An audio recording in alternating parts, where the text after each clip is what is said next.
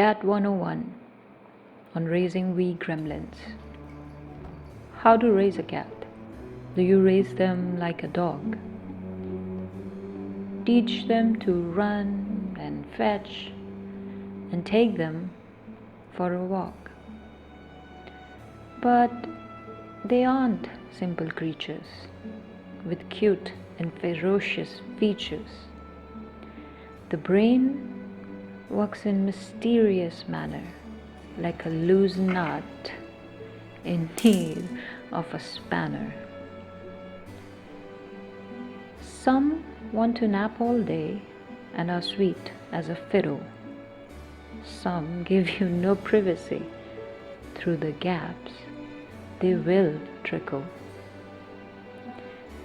They have jelly beans for toes, and strings are their greatest foes.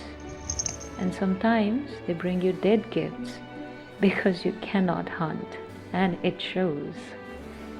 Some will come and cuddle, some will hiss and befuddle, but they adore you all the same because loving normally is such a struggle.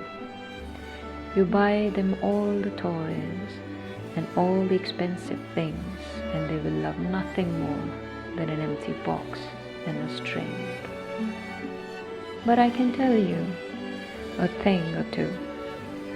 A good scritch behind their ears will definitely do. Don't you dare touch their belly though, unless you want your hand to look like Waterloo. They need biscuits when happy and blink at you slowly in love. You can blink back then, showing you love them just as much. They like your company and they will never tell. But if you try to force it, they will give you hell. In the end, you treat them like the ancient Egyptians did, because they know they are gods and forget they never will.